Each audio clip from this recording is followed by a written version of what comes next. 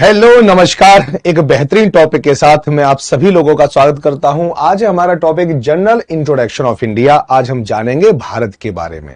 तो चलिए इस चैप्टर में एंटर करें उससे पहले हर बार की तरह एक भूगोल की परिभाषा को हम जान लेते हैं, जिससे इस टॉपिक की कनेक्टिविटी आप भूगोल के साथ अर्थात ज्योग्राफी के साथ भी बिठा सको। तो आज हम भारत की बात करेंगे और भूगोल क्या कहता है कि भूगोल ये समझने की कोशिश करता है कि चीजें कहां पाई जाती हैं। अब इसे इंडिया के संबंध में भी आप समझ सकते हो, वो वहां पर क्यों है, भारत यहां पर ही क्यों है, क्या भारत पहले कहीं और था, ठीक है, वो समय के साथ कैसे विकसित हुआ है, क्या क्या भारत में समय के साथ बदलाव हुआ है, उन सब के बारे में आज हम जानेंगे। सबसे पहले जान लेते हैं ये पूरा विश्व है और इस पूरे विश्व में 195 देश हैं। ये मैं नहीं कह रहा हूं, ये यूनाइटेड नेशन कह रहा है। यूनाइटेड नेशन के अकॉर्डिंग हमारे पूरे विश्व में 195 देश है ना। चलिए, तो 195 कंट्री हैं और 195 कंट्री में 193 को यूएन की मान्यता प्राप्त है, जिसे हम संयुक्त राष्ट्र भी कहते हैं। संयुक्त राष्ट्र के बारे में याद रखना, इसका जो फॉर्मेशन है 24 अक्टूबर 1945 को हुआ था, द्वितीय विश्व युद्ध के बाद। दो कंट्री ऐसी हैं जिन्हें यूएन की मान्यता प्राप्त नहीं है, उसमें एक का नाम है होलोसी और एक का नाम है फिलिस्तीन। इसको रट लेना, यहां से प्रश्न आता है। अब पूरे अगर विश्व के एरिया की बात करें तो पूरे विश्व में, ठीक है, तो इसका एरिया लगभग 16.5 करोड़ किलोमीटर स्क्वायर है, अगर हम पूरे लैंड की बात करें तो, और उसमें 195 देश हैं। तो इस एरिया का सबसे बड़ा हिस्सा 10 देशों ने कवर कर रखा है। दुनिया के वो सबसे 10 बड़े देश कौन से हैं, पहले मैं आपको ये बता दूं। तो यहां पर आपको देखने वाला जो एक देश है, हम इसे रसिया के नाम से जानते हैं। 1991 में रसिया का विभाजन हुआ, रसिया से 14 नए देशों का निर्माण हुआ, फिर भी यह आज विश्व का सबसे बड़ा देश है। इसके एक तरफ सूरज निकलता है तो दूसरी तरफ सूरज डूब जाता है। 2 महाद्वीपों में इसका विस्तार है, एशिया में और यूरोप में। एशिया वाले रसिया को साइबेरिया के नाम से भी जानते हैं। चलिए, अब बिल्कुल इसके सामने देखिए तो यहां पर कनाडा है। यह दुनिया का दूसरा सबसे बड़ा देश है। तीसरा सबसे बड़ा देश अगर हम एनसीईआरटी के अकॉर्डिंग देखेंगे तो यहां पर यूनाइटेड स्टेट ऑफ अमेरिका है। उसके जस्ट सामने दुनिया का चौथा देश आ जाता है, जिसे हम सब लोग चाइना या चीन के नाम से भी जानते हैं। दुनिया का क्षेत्रफल के अनुसार अगर हम 5वें देश की बात करें तो वो ब्राजील का नंबर आता है और 6वें नंबर पर आता है आपका ऑस्ट्रेलिया। 7वें नंबर पर दुनिया का सबसे खूबसूरत, सबसे ज्यादा प्रतिभावान लोगों की जमीन आती है। ये जमीन नहीं है, ये अपने आप में भावना है, जिसे हम क्या कहते हैं, भारत। यानी भारत आता है, यानी इंडिया आता है।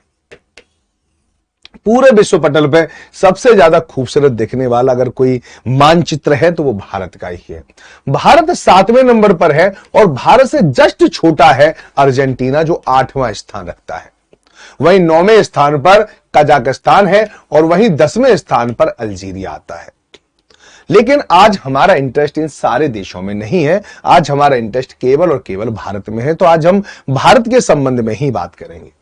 चलिए, अब भारत के बारे में बात करूं तो सबसे पहले तो ध्यान रखते हैं हम थोड़ा सा पूरे विश्व के हिसाब से। तो पूरे विश्व में देखेंगे तो भारत कहां पर है, भारत दक्षिण एशिया का सबसे बड़ा देश है। एशिया कई भागों में बटा हुआ है, जैसे यहां वाला जो एशिया जो आपको दिखाई दे रहा है, इसको पश्चिम एशिया कहते हैं। यहां वाले एशिया को सेंट्रल एशिया कहते हैं। ये वाला जो एशिया है दक्षिण एशिया है। यहां पर साउथ ईस्ट एशिया है और यहां पर ईस्ट और ठीक ईस्ट एशिया है।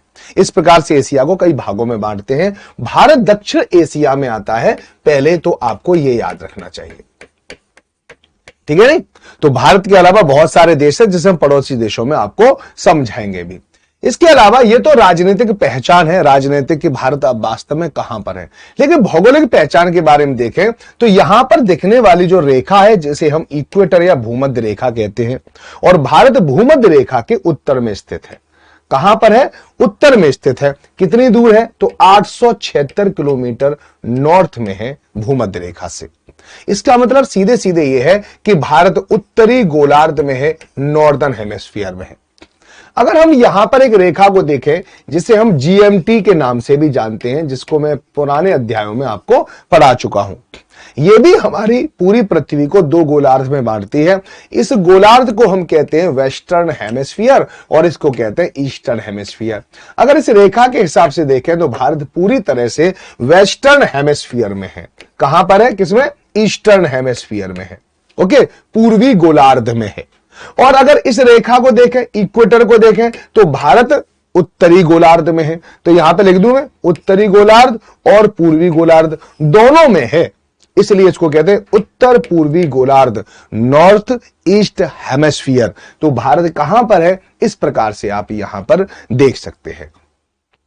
ठीक है, अब भारत के बीचों बीच से यहां पर एक और रेखा आपको दिखाई दे रही होगी, उसको कहते हैं कर्क रेखा, tropic of cancer. Tropic of cancer 23.5 degree north होती है।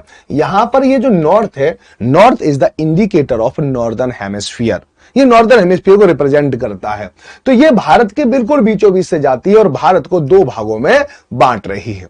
इसकी भी चर्चा हम आगे करने वाले हैं। चलिए थोड़ा सा और भारत के बारे में समझ लेते हैं, और भी कुछ चीजें भारत के बारे में जानेंगे।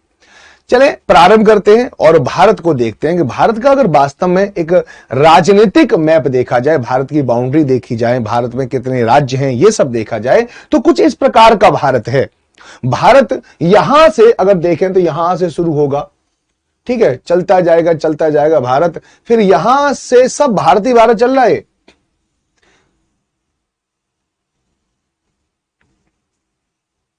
अब मुझे एक बात बताओ कि भारत में कहीं कहीं तो आप देखोगे, जैसे अभी मैं यहां से चल रहा हूं ये, अब जैसे ये जो क्या है, ये सब हमारी सीमा है। ये जो मैंने आपको ब्लैक कलर में बनाई है ना, इसको हम क्या कहते हैं? सीमा। लेकिन ये सीमा यहां पर आपको दो भागों में बटी हुई दिखाई दे रही होगी। कुछ सीमा ऐसी है हमारी जो किसी की जमीन से भी जुड़ी हुई है, इसको अंतरराष्ट्रीय सीमा, इंटरनेशनल बाउंड्री कहते हैं, या इसको स्थलीय सीमा कहते हैं। तो ये जो है जिसमें, ठीक है, जिससे भारत की जमीन दूसरे देश से जुड़ी हो, ठीक है, उसको हम क्या कहते हैं? अंतरराष्ट्रीय सीमा। या हमारी बाउंड्री किसी और देश के साथ लगी हो, उसको कहते हैं अंतरराष्ट्रीय सीमा, और उसको स्थलीय सीमा भी कहते हैं। अगर कुल स्थलीय सीमा की बात करें तो 15,200 किलोमीटर की हमारी स्थलीय सीमा है। और यहां से आप देखोगे ये किसी देश के साथ हमारा भारत नहीं जुड़ा हुआ है, लेकिन समुद्र के साथ जुड़ा हुआ है। तो जब कोई देश समुद्र के साथ जुड़ा होता तो उसको कहते हैं तटरेखा या कोस्ट लाइन। तो इसको कहते हैं तटीय सीमा या कोस्टल बाउंड्री।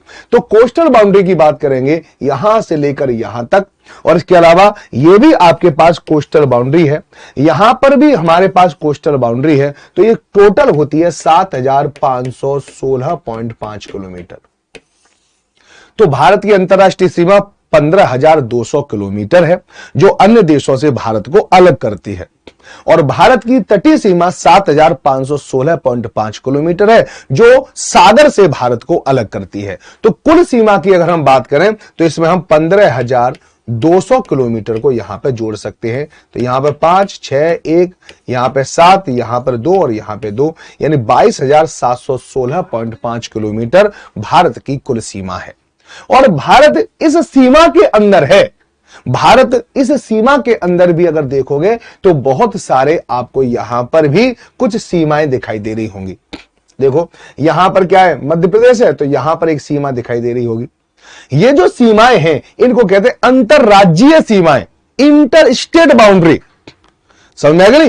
ये क्या है? इंटरनेशनल बाउंड्री, और अंदर क्या है? इंटर स्टेट बाउंड्री, अंतरराज्यीय सीमाएं। ठीक है, जो भारत के जो अलग अलग पॉलिटिकल रीजन हैं, भारत के अलग अलग राजनीतिक क्षेत्र हैं, उसे एक दूसरे से बांटने का कार्य करती है। ठीक है, तो आपको यहां पे दिखाई दे रही होगी, इसकी देखो उसकी अंतरराज्यीय सीमा ऐसे है।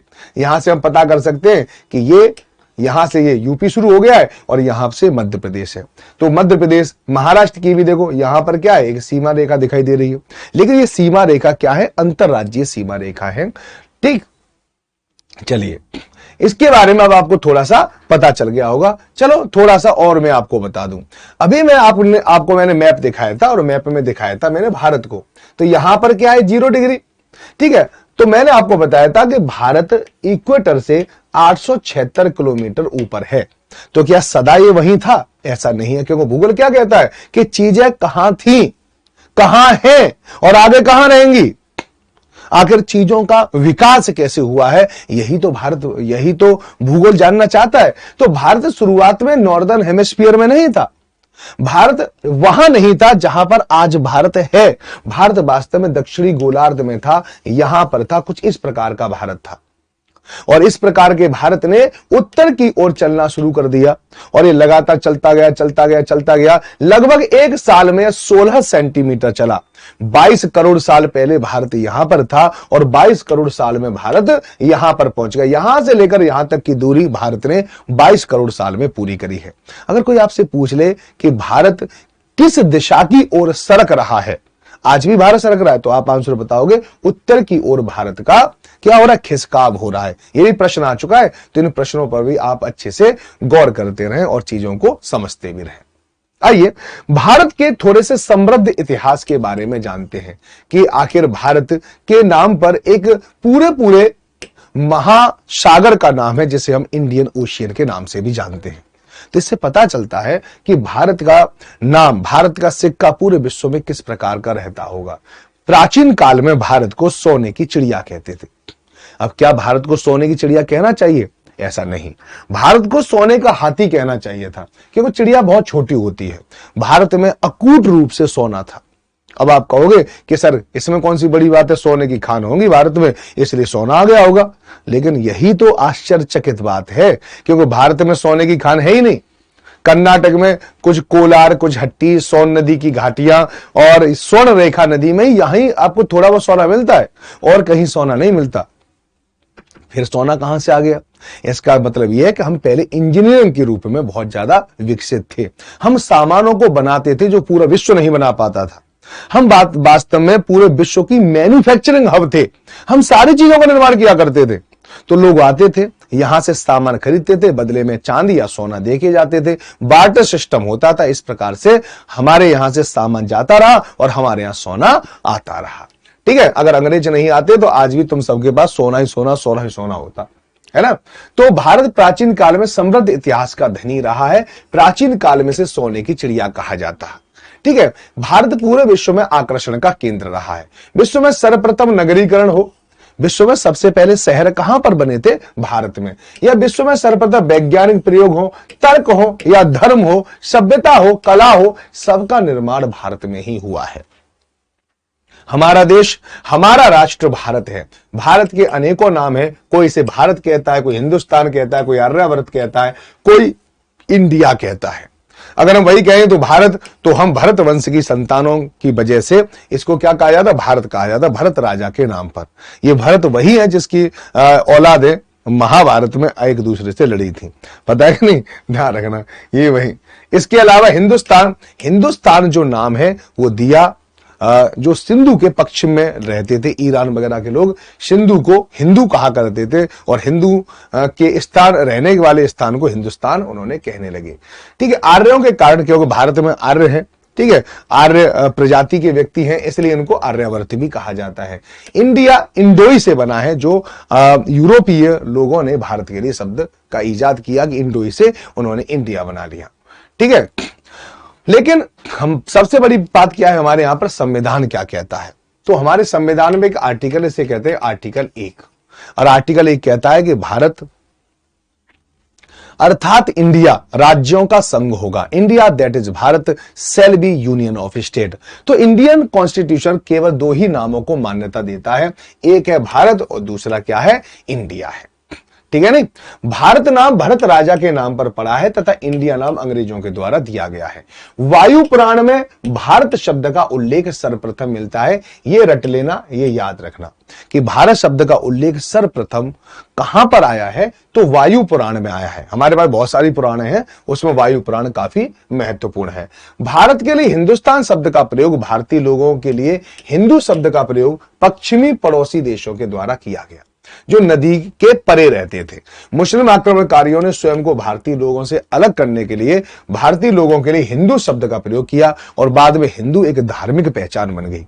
शुरुआत में हिंदू एक क्षेत्रीय पहचान थी और बाद में जब यहां पे मुस्लिम आक्रांताओं ने हमला किया तो उन्होंने धीरे धीरे, क्योंकि उन्होंने भारत के लोगों को हराया था, तो वो अपने आप को भारत के लोगों से थोड़ा सा अलग दिखाना चाहते थे। उन्होंने कहा कि ये अलग है और हम अलग हैं, तो उन्होंने अपने आप को हिंदू नहीं कहा, उन्होंने अपनी पहचान बनाए रखी कि हम अरब के हैं। जैसे यहाँ पे मुगल आए थे, मुगलों ने पहचान बनाई अपनी, कहा कि क्योंकि हम मंगोल के हैं इसलिए हम अपने आप को मुगल कहेंगे, ठीक है ना। इस प्रकार से वहां पर पहचान बनाने का कार्य किया है, ठीक है ना। अब आगे चलते हैं, थोड़ा सा और समझते हैं। अब यहां पर अगर हम क्या जानेंगे, यहां पर कुछ चीजों को जानना काफी जरूरी है। क्या जानेंगे, यहां पर देख लेते हैं भारत का सामान्य परिचय। कि भारत उत्तरी गोलार्ध में है, अभी मैं आपको बता चुका हूं। भारत दक्षिण एशिया का सबसे बड़ा देश है, यह भी मैं आपको बता चुका हूं। तो इसमें जानना है कि भारत का क्षेत्रफल कितना है, 32,87,263 किलोमीटर स्क्वायर है, ठीक है नहीं। और आजादी से पूर्व भारत का क्षेत्रफल लगभग 40 लाख किलोमीटर स्क्वायर के आसपास था। सोचिए आजादी के बाद हमें क्या मिला, हमने 8 लाख किलोमीटर स्क्वायर का एरिया गंवा दिया, ठीक है नहीं। भारत उत्तर से दक्षिण में 3,214 किलोमीटर लंबा है और 2,933 किलोमीटर चौड़ा है। लेकिन यहां पर हम भारत देखते हैं, ये पूरा जो कलरफुल दिखाई दे रहा है ना, इस पूरे भारत का जो एरिया जो है वो कितना है, 32,87,263 किलोमीटर स्क्वायर। अब आपको दिखाई देता होगा कि सर 32,87,263 किलोमीटर स्क्वायर में हमारी फौज होंगी, हमारी सीमा है, ठीक है, वहां कोई नहीं घुस सकता। ऐसा नहीं है, हमारी सीमा हमारी जगह है, लेकिन बहुत सारी जगह ऐसी हैं जहां पर हम एंटर नहीं कर सकते। जैसे ये वाली जो जगह आपको दिखाई दे रही है, ठीक है, इस पर पाकिस्तान ने अवैध रूप से कब्जा कर लिया था 1947 में, ठीक है नहीं, 1947 में अब कब्जा कर लिया था। और इस स्थान को पीओके कहा जाता है। क्या कहा जाता है, पीओके, पाकिस्तान ऑक्युपाइड कश्मीर। और 1963 में यहां पर इतनी वाली जमीन पर चाइना ने कब्जा कर लिया था, इसको अक्साई चिन कहते हैं। इसका मतलब भारत में हम यहां से ही जा सकते हैं, यहां भारत में नहीं जा सकते, ठीक है। ये हमारा है लेकिन हमारे नियंत्रण में नहीं है, बस इतना आपको याद रखना है। और ये जो आपको दिखाई दे रही है, इसको कहते हैं LOC, लाइन ऑफ कंट्रोल, और इसको क्या कहते हैं, LAC, line of actual control. अब आप कहोगे सर ये कितना एरिया है, ये कितना एरिया है कि पीओके वाला जो एरिया है उसको मैं अभी आपको दिखा रहा हूं। ये जो पीओके वाला एरिया है ना, वो थोड़ा बहुत नहीं है, वो कितना है उसको आप जान के आश्चर्यचकित रह जाओगे कि 78,000 किलोमीटर स्क्वायर का एरिया किसके पास है, पाकिस्तान के पास है, भारत का, ठीक है। चाइना के पास कितना है, अगर चाइना के पास देखते हैं तो यहां पर लगभग 32,000 किलोमीटर स्क्वायर है, ठीक है। ये एरिया भारत का है लेकिन इन दोनों के नियंत्रण में है। एक और इस एरिया में से, ठीक है, लगभग 5,000 किलोमीटर स्क्वायर का जो एरिया है, ठीक है, पाकिस्तान ने चाइना को दे दिया, पाकिस्तान ट्रांसफर टू चाइना, ठीक है। ये वाला जो एरिया है यहां से लेकर यहां तक ये दे दिया था, ठीक है, पाकिस्तान ने चाइना को दे दिया था 1963 में, ठीक है। तो इसको कहते हैं सासगम वैली, सासगम वैली यानी सासगम घाटी का एरिया चाइना को दे दिया था अपनी दोस्ती को बढ़ाने के लिए, ठीक है नहीं। तो कभी कभी दोस्ती बढ़ाने के लिए भी लोग अपना नुकसान करते रहते हैं, ऐसा होता रहता है ना। चलिए आगे चलें, चलो।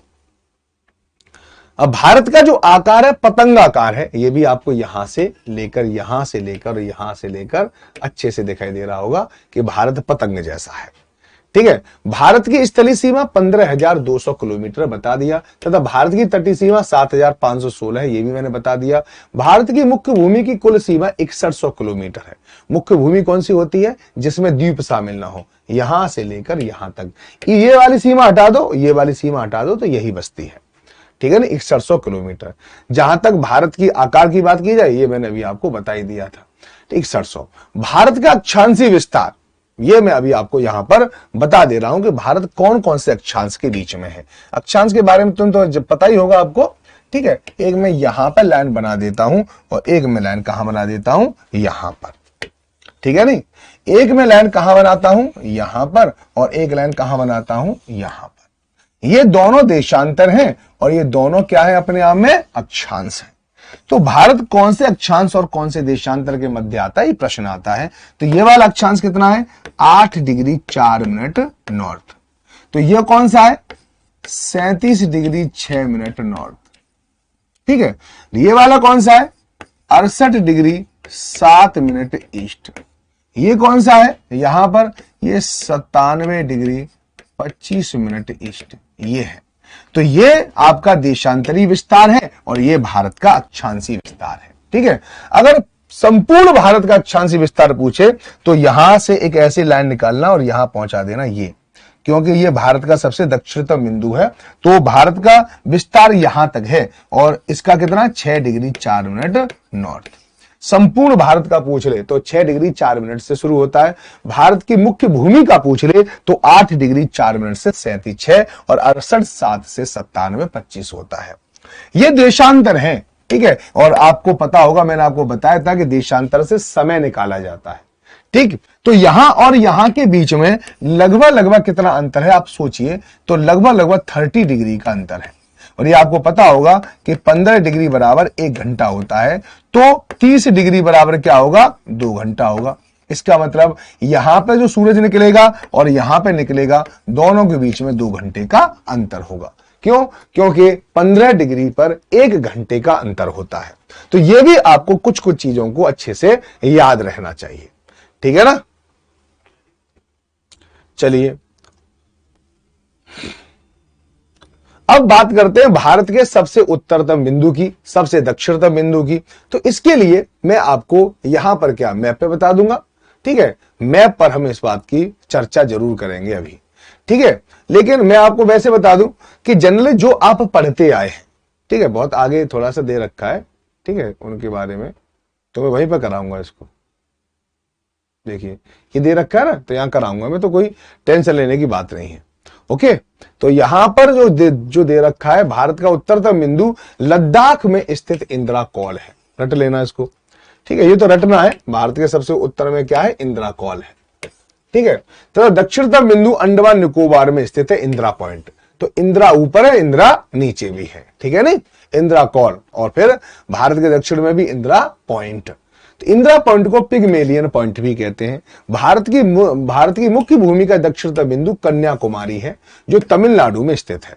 भारत का पूर्वोत्तम बिंदु क्या है, किवथू है, जो अरुणाचल प्रदेश में है। और भारत का पश्चिमी यानी वेस्ट में कौन है, गुहार माता है। ठीक है। ये मोती नहीं है, ये माता है, गुहार माता। ठीक है नहीं, गौर माता भी लिखा रहता है, गुहार माता भी लिखा रहता है, गौर माता है, जो गुजरात में स्थित है। ठीक है। अब संपूर्ण भारत को अगर हम देखें, ये पूरा भारत जो दिखाई दे रहा है, ये कुल मिलाकर 6 जोन में बांट दिया है, 6 भागों में इसको मुख्य रूप से बांट दिया गया है। ठीक है। अगर हम यहां पर देखें तो आप पाओगे कि यहां से लेकर यहां तक ये जो आपको एरिया दिखाई दे रहा है, मैं थोड़ा सा पेन बदल लूं ताकि आपको ये क्लियर हो जाए। यहां से जो आपको दिखाई दे रहा है, ये पूरा जो एरिया मैं यहां से लेकर यहां तक बता रहा हूं, ठीक है, उसके नीचे वाला जो एरिया है, तो ये संपूर्ण जो एरिया दिखाई दे रहा है, इसको हम दक्षिण भारत कहते हैं। क्या कहते हैं इसको, दक्षिण भारत। और इसको हम किस में डालेंगे, दक्षिणी जोन में डाल देंगे, ध्यान रखना। ओके। ये दक्षिण जोन में आता है। तो दक्षिण जोन में कितने राज्य आते हैं, तो 1 2 3 4 5 इस प्रकार से राज्यों को याद रखना। इसके अलावा यहां से चलते हैं, यहां से भी चल दें और इन तीनों को ले लें तो, ठीक है, गोवा को, महाराष्ट्र को, दमन दीव दादर नागर हवेली को, गुजरात को, राजस्थान को, ये सभी पश्चिमी जोन में आते हैं, वेस्टर्न जोन। ठीक है नहीं, याद रखना है आपको। इसके बाद यहां पर जो दिखने वाले जो ये हैं, ठीक है, यहां से लेकर ये, इनको कहते हैं उत्तर पूर्वी जोन, यानी पूर्वोत्तर या उत्तर पूर्वी जोन, इसमें आते हैं। इसके बाद जो आपको दिखाई देगा, ये वाले जो आपको दिखाई दे रहे हैं, ये इसको कहते हैं सेंट्रल जोन, यानी मध्यवर्ती क्षेत्र। ठीक, ये इसमें आते हैं। इसके अलावा यहां से लेकर और ये जो 4 है, ठीक है, इसमें क्या है, इसमें बिहार है, झारखंड है, उड़ीसा है और वेस्ट बंगाल है, ये आते हैं सब पूर्वी जोन में, ईस्टर्न जोन में। इसके बाद ऊपर जो बचा, ठीक है, इसको क्या कहेंगे, पश्चिमी जोन में आते हैं जी। ठीक है, सारे लोग सारे किस में आएंगे, पश्चिमी जोन में आएंगे। इस प्रकार से हम भारत का विभाजन कर सकते हैं समझने की दृष्टि से। अब भारत की राजनीतिक इकाइयों की चर्चा करेंगे, ठीक है ना। भारत की राजनीतिक इकाइयों की चर्चा करेंगे तो भारत में कुल 36 राजनीतिक इकाई है। ठीक है, राजनीतिक इकाइयों का मतलब है जिसका निर्माण मनुष्य की क्रियाविधि के द्वारा किया गया है। और 36 राजनीतिक इकाई है जिसमें 28 तो राज्य हैं और 8 केंद्र शासित प्रदेश है। ठीक है, 28 राज्य और 8 केंद्र शासित प्रदेश हैं जो आपको याद रखना है। ठीक, भारत में कुल 28 राज्य और 8 केंद्र शासित प्रदेश है।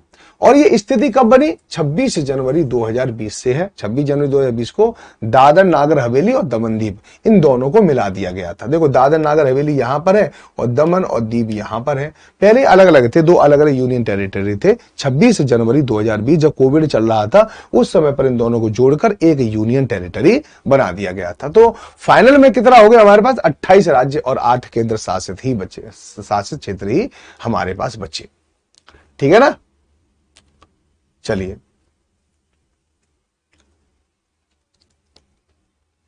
अब बात आ जाती है कि भारत में सबसे बड़ा राज्य कौन सा है।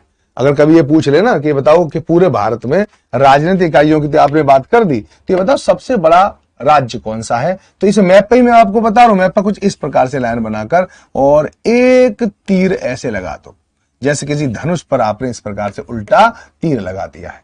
तो अब आप इसको आराम से कर पाओगे। Number 1 Rajasthan, number 2 Madhya Pradesh, number 3 Maharashtra, number 4 Uttar Pradesh और नंबर 5 गुजरात। यानी अगर हम एरिया की दृष्टि से देखें तो सबसे बड़ा हमारे पास राजस्थान है, उसके बाद मध्य प्रदेश है, फिर महाराष्ट्र है और फिर उत्तर प्रदेश और फिर गुजरात है। इसी क्रम में अगर सबसे छोटे को देखें तो उसके लिए एक बेहतरीन ट्रिक है, जीएसटी। गोवा, सिक्किम और त्रिपुरा। देखो यहां पर गोवा से बड़ा कौन है, सिक्किम, और सिक्किम से बड़ा कौन है, त्रिपुरा।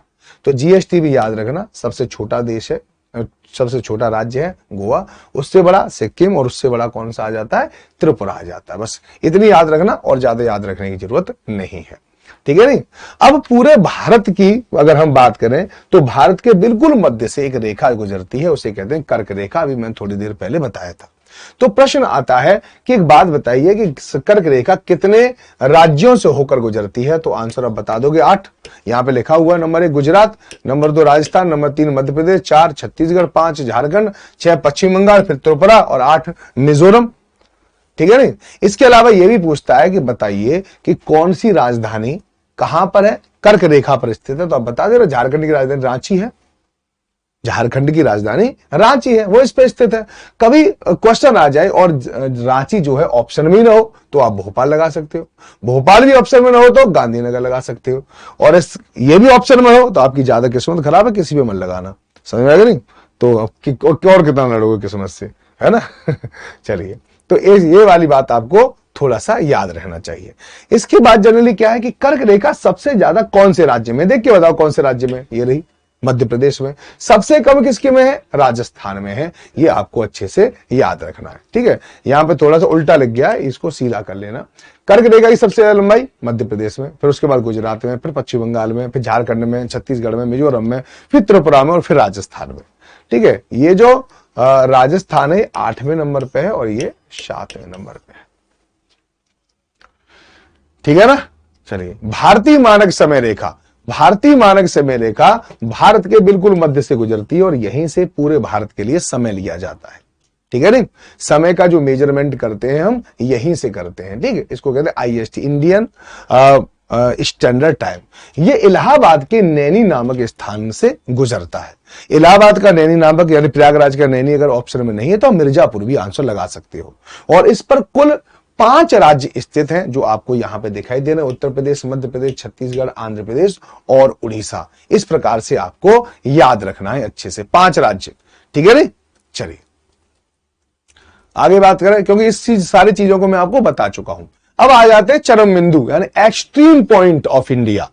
भारत के एक्सट्रीम पॉइंट कौन से हैं? ठीक है नहीं।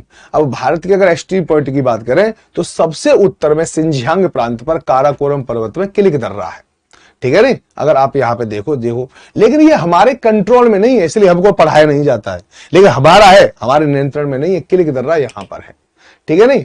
और यहां पर नॉर्थ में जो भारत का ऐसा है जहां पर भारत का शासन भी है, भारत की सेना भी, उसका नाम है सियाचिन यानी इंदिरा कॉल। यही है इंदिरा कॉल जो मैंने अभी आपको दिखाया था। भारत का सबसे दक्षिणतम, मुख्य भूमि का दक्षिणतम बता रहा हूं, वो क्या है? केप कोमोरिन है, केप कोमोरिन। यहां के बाद क्या हो जाता है? भारत खत्म हो जाता है।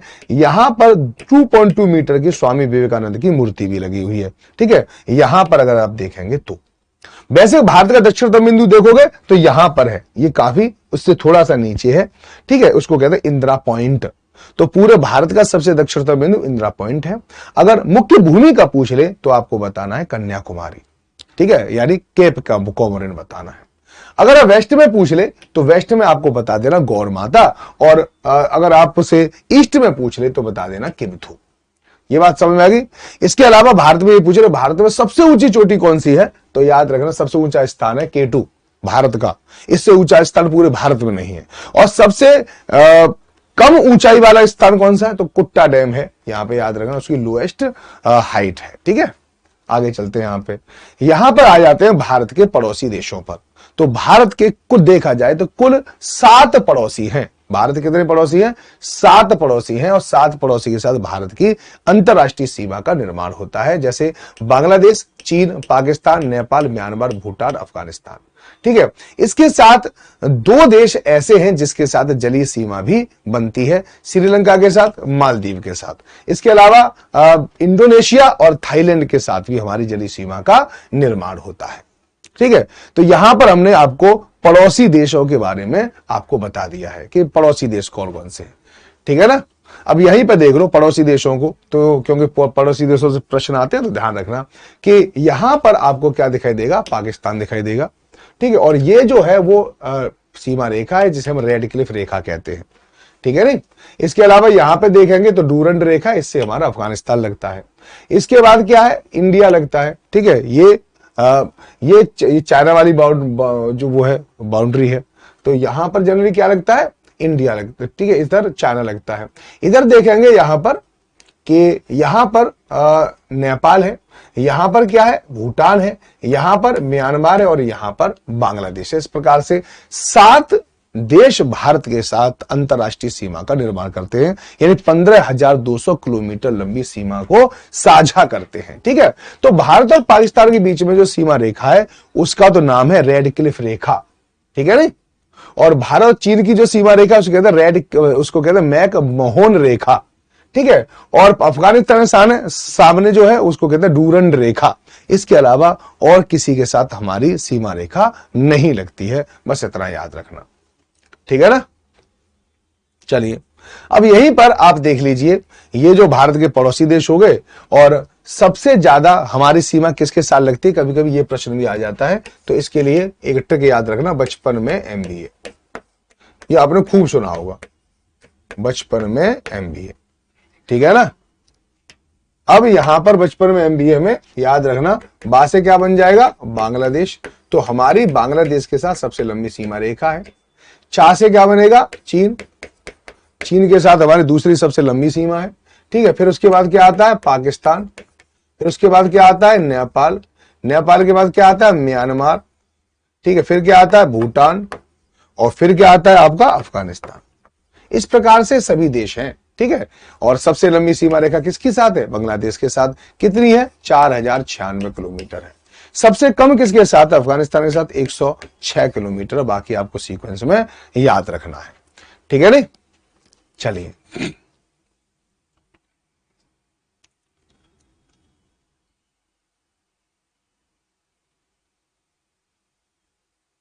अब है यहां पे भारत के स्थल रुद्र राज्य कौन कौन से हैं, ठीक है, ये जरूर याद रखना। स्थल रुद्र राज्य उन राज्यों को कहते हैं जिसकी किसी के साथ जली सीमा न बनती हो, यानी वहां से आप सीधे सीधे समुद्र में एंटर न कर पाए, ठीक है। तो बहुत सारे उत्तर प्रदेश है, आप वहां से समुद्र में जा ही नहीं सकते, समझ। लेकिन अगर आप तमिलनाडु में गए तो समुद्री समुद्र है, तो तमिलनाडु की तटीय सीमा है। तो जिसकी तटीय सीमा नहीं होती उसको स्थलरुद्ध देश कहते हैं, स्थलरुद्ध राज्य कहते हैं, ठीक है नहीं। और अगर किसी देश की तटीय सीमा नहीं उसको स्थलरुद्ध देश कहते हैं, लैंडलॉक्ड कंट्री कहते हैं। और हमारे यहां पे लैंडलॉक्ड स्टेट है। कितने स्टेट है? 19 लैंडलॉक्ड स्टेट है और 9 तटीय राज्य है। 19 और 9 कितने हो गए? टोटल 28 हो गए। यही है, बस इतना आपको याद रखना है। 9 तटीय राज्य कौन कौन से? ये जरूर याद रखना है कि जिससे भारत की तटीय सीमा लगती है। तो यहां पे आप देख सकते हो, ये गुजरात है, इसके बाद महाराष्ट्र है, फिर उसके बाद गोवा है, कर्नाटक है, केरल है, तमिलनाडु है, आंध्र प्रदेश है, उड़ीसा है और वेस्ट बंगाल है। इस प्रकार से 9 है, ठीक है। तो 9 जो राज्य हैं जो भारत के जो तटीय यानी तट उनकी तटरेखा है और भारत की वो तटीय सीमा का निर्माण भी करते हैं। आप यहां जाओगे तो आपको नहाने के लिए वॉशरूम जाने की जरूरत नहीं है, आप सीधे सीधे समुद्र में डुबकी लगा के वहां पे आराम से नहा सकते हो, है ना। चलिए, ये सारी चीजें मैं आपको बता चुका था कि 28 राज्यों में से बाकी सभी स्थलरुद्ध राज्य हैं। स्थलरुद्ध राज्य ऐसे राज्य होते हैं जिनका संबंध तटीय सीमा से नहीं होता, अर्थात वह समुद्री सीमा नहीं बनाते। भारत की मुख्य भूमि की तटीय सीमा 6100 किलोमीटर है तथा भारत की कुल तटीय सीमा 7516.5 किलोमीटर है। 9 राज्यों के अलावा 4 केंद्र शासित प्रदेश भी तटीय सीमा बनाते हैं, दमन और दीव, दादर और नागर हवेली, पुदुचेरी, अंडमान निकोबार और लक्षद्वीप, ठीक है नहीं।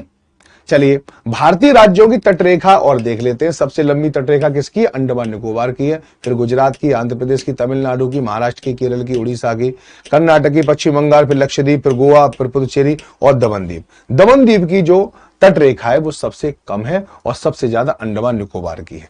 अगर आपसे कभी राज्य पूछ ले कि किस राज्य की सबसे लंबी है तो गुजरात नंबर 1 पर है, याद रखना, क्योंकि यूनियन टेरिटरी है आपका अंडमान और निकोबार, ठीक है नहीं। इसके अलावा ये भी तटीय रेखा का निर्माण करते हैं दादर नागर हवेली, दमनदीप, गोवा, चंद्रनगर और पुदुचेरी। इसको भी आपको याद रखना है। ये जो दादर नागर हवेली 1954 में आजाद हुआ था पुर्तगाल से, दमनदीप 1961 में आजाद हुआ था पुर्तगाल से, 1961 में ये गोवा आजाद हुआ था पुर्तगाल से, चंद्रनगर 1940 में आजाद हुआ था फ्रांस से और 1954 में पुदुचेरी आजाद हुआ था फ्रांस से। यह भी आपको अच्छे से याद रखना है, ठीक है ना। तो चलिए, इसके बाद जो अगले लेक्चर में मैं आपको फिजिकल इंडिया और भारत के पड़ोसी देशों के साथ बताऊंगा कि भारत के किस किस राज्य की सीमा लगती है। चलिए, आज के लिए सिर्फ इतना ही, फिर हमारी मुलाकात होगी एक नए लेक्चर के साथ। तब तक के लिए बाय बाय, टेक केयर, सब लोग अपना ध्यान रखें। जय हिंद, जय भारत।